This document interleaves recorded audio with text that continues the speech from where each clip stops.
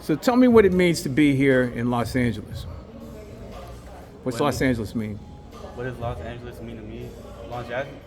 Los Angeles means to me, net, all I see in Cali is networking, to be honest with you. Like, there's a lot of platforms and places where you can network that you really can't do in other places. Like, what connection opportunities are like in Minnesota, like Detroit. Like, Cali is the place to network and build your brand, and I feel definitely explode from there. Yeah, I agree. It's being here in Los Angeles specifically is an opportunity. I believe that if you do come here from other places, you are blessed with an opportunity to do more than what was expected. It's not for everyone. People don't have the grit or tenacity to make it, but if you do make it, you can make it anywhere. So I believe that it's an opportunity to grow and exceed my wildest expectations of my life. I was born and raised in Los Angeles, so my perspective is it's constantly just being the top of your industry, your class. I grew up, everybody knows each other, so it's constantly just being the top of Los Angeles. And growing up in LA, you realize a lot of people from LA don't take advantage of being from LA, so me being so young and take advantage of that and knowing the workarounds of the city you're born and raised in, it's almost like a blessing that you didn't kind of ask for. It's like, hey, like you're take advantage of the opportunity while you have it. Sometimes I'm like, hey, what if I grew up here? Do I need to be in New York City? But at the end of the day, it loops all back into LA's. Every conversation, LA, New York, Chicago, Atlanta, but it all wraps into LA. So being here, I constantly have to be at the top of my game, especially being from here. So that'd be like my take on it. Well, it's a legit superpower. People, I think, don't understand that coming here, having that networking and stuff that all of us have to fight and claw for to be able to just already be here. And then these are people that you're already growing and learning with, which I think is a beautiful thing. And a lot of people, like you said, they don't take advantage of that. But again, that's why all the Chicago folks just come over here and take over, because they just, and hey, that's it. Y'all don't want to do it? We'll do it. That's how it is. Okay. Yeah, I agree. So LA. I feel like this is where the big studio's at. So I was told, like, okay, you can go to do everything in your city, but like right now, these where the big execs is as far as entertainment or film or media. So like, it's not like you can talk to them over the phone. You might see somebody, an exec or something, they like you, and it's like, let's go right now. So I think Los Angeles is great for that. Okay. Okay, and last but not least, tell me something about where you came from and where you see yourself 5 years from now. Where I came from, Okay, tell me about where you came from. What was it like, and how it's been a springboard motivation for you to get to where you're going to be 5 years from now. yeah. So I had came from Maryland. So all right, give me a second. Yeah, so I came here from like Baltimore, Maryland type area, and living there was nice. But as I said, networking is not like that much down there, especially where I was at, or like kind of like an outskirts-ish. It's like it's not a lot of things to do down there. Like in California, you could walk out and you know you're gonna do something. In Maryland, and like you're not. You could walk out and you know you're gonna do only like one thing. Like there's no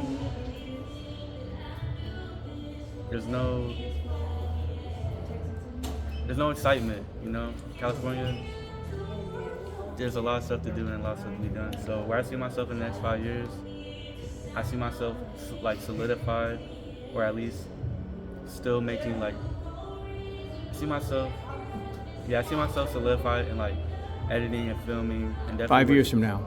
Yeah, in 5 years from now, I see myself solidified as working with big artists, working with people, and probably having like a whole creative team. That's really the goal. In 5 years, have a creative team, and we're just all working, having fun, independent living, just living life. That's really it. Okay. Okay, so again, where you come from and where have you believe that journey from where you came from to where you want to be 5 years from now? How's that going to happen? I'm from Chicago, Illinois, and What part of Chicago? West Side, Humble Park. Yeah. So from Humble Park, Chicago. I'll say this: in 5 years, I see myself being the face of a network's combat sports division. I see myself being the top combat sports media personality in the country. I also see myself producing documentaries and films for small to large production companies.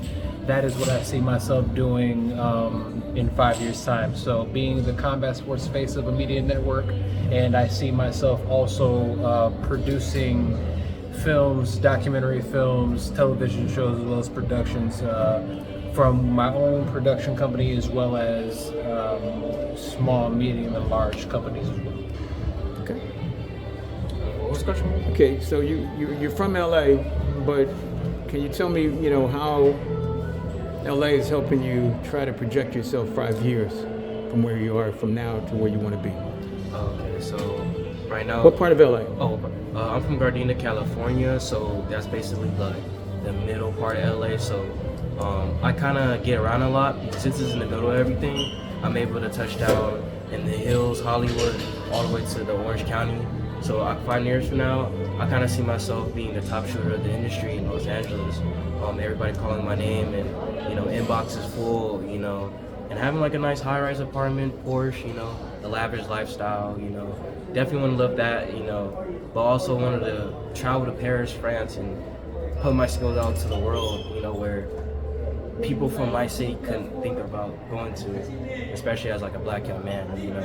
I think a lot of times, I'm not saying like 5 years from now, like LA is going to be my home, but I kind of see myself just being around the world, you know, traveling, because being from LA, it's a good and bad thing, because you know, you see and do everything. You want something new, so I believe taking my skill set to a different, you know, level. But whereas, you know, Hollywood, you know, I definitely want to work for Hollywood, but I think traveling and seeing the world as a young man 5 years from now, I'll be 25, and just having a team of people I could just work with and just live comfortable and you know, live lavish.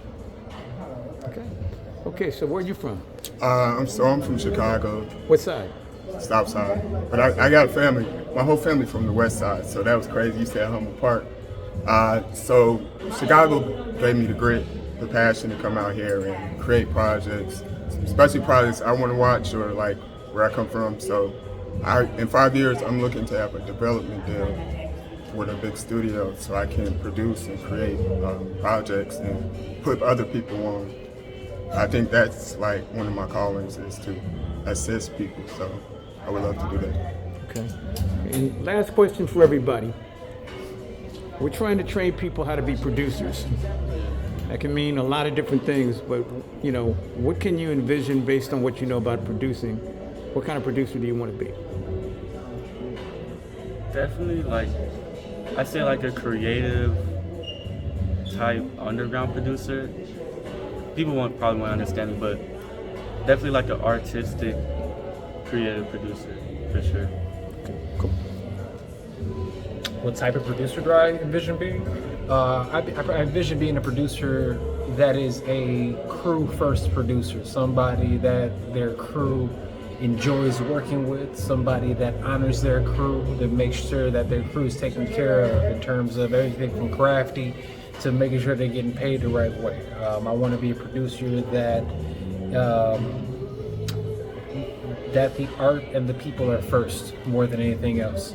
So that is what I envision being a good producer. I also have that experience from working with bad producers in the past as well. So I see this as an opportunity to continue learning and how to grow and be the best possible producer. But for that is somebody who is extremely crew first, somebody that is protecting the project, no matter what that is and what that entails, whether that be in terms of financially, making sure that we're taken care of financially or creatively. And I want to be a producer that knows their lane. You can't be all things at all. You have to make sure you fill a lane, have a job, and you fill that lane. I want to make sure that I'm a producer that knows my role and doesn't step on toes in the meantime. I think too many producers, you hear the term "too many cooks in the kitchen," and one thing that I don't want to do is be that cook that's in the kitchen for no reason. I want to make sure that, hey, if I need to be in the front of the house, I'm gonna be in the front of the house and taking care of business. And I want to make sure that I give people the freedom and the confidence to be able to cook in the way that they need to.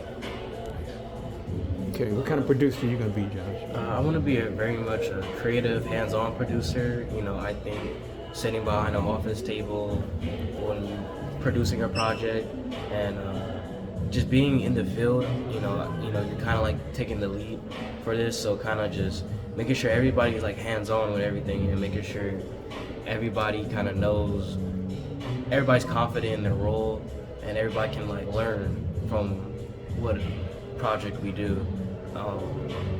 Also just be a very like abstract producer. Like I think, you know, there's different ways to do things, and you know, I'm always about using the things you have. You know, sometimes you don't want to go above budget, but I think there's other creative ways to make a vision happen, and really using the amount of resources, but not overspending, but try to be as creativity as possible and make people use their brains. You know, there's always a way around something without paying for it up front, you know. So I definitely want to be a producer where, you know, use your mind, use your thinking skills to elevate yourself to the next level, because sometimes producing, you might not be in the field, but you can trust, you know, your crew to be like, hey, like, I don't have this. Well, you know, and I don't want to be a producer where like, oh, you think about it, you know, there's ways around it, you know, sometimes. So that'd be kind of fun. Okay, cool. What kind of producer you gonna be, Cameron? Well, everybody like kind of took mine. It's being last, but I would say a leader. I would say somebody who's constantly in communication. I would say also like everybody said, like since I'm a creative first, I understand like the creative integrity, and I want to keep that within all my projects.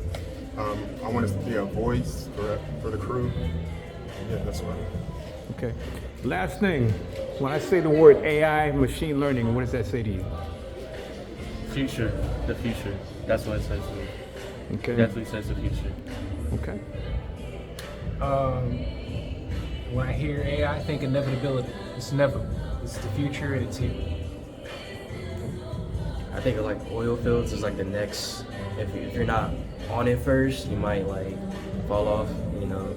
So definitely AI is one of those things where if you don't know about it, like you kind of couldn't. I'm not gonna lie. I would say a great tool for creativity, and then also like it bridges the gap between say like a big production company and just your average filmmaker. Yeah. Okay. I'm gonna step back here, and this is not a question, but a statement I want to make with you guys kind of responding, if you can.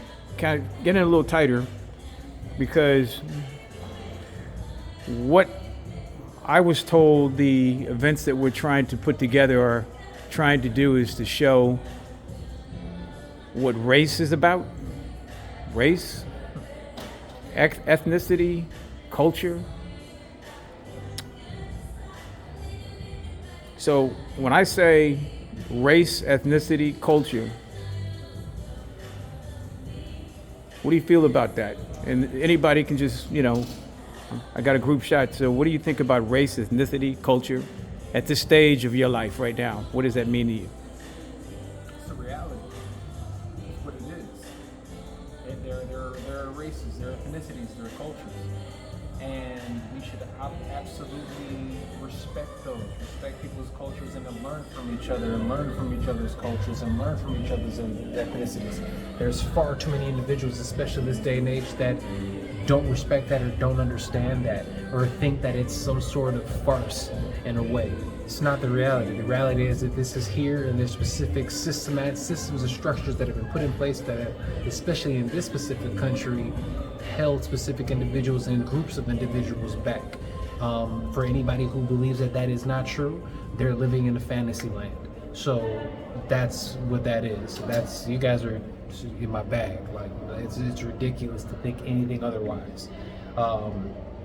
Yes, that's what I'll say about that. It is a reality. It is something that we should learn about. We should learn from each other, and that when it boils down to it, we should always respect everyone's race, culture, ethnicity, etc.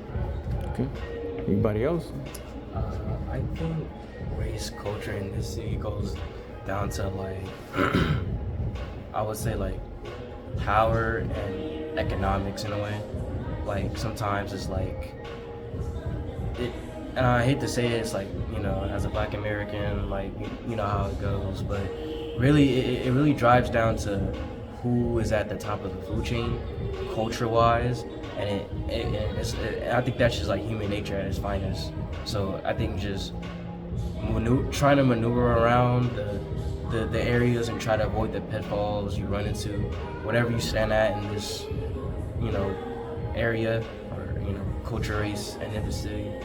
Just trying to just maneuver around the bad pitfalls and try to move up the ladder. I kind of feel like it really is like a social ladder at the end of the day, you know, so you kind of just grabbing up to the top. So, you know, and I'm saying like culture is irrelevant, but certain things just kind of like, you know, you don't look at, you know. And I think as humans, you know, when somebody is rich, I don't think nobody cares about who you are, what race and ethnicity you're from, you know, or if you're like in a certain amount of position of power, like you're the president, you're the prime minister, like does it really matter who you are, you know? So I think it's more of like a political, economic thing, about, you know, who can make money off your ethnicity, culture, while remaining true to yours. I feel like that's kind of like what it is. Cool. Race, ethnicity, culture?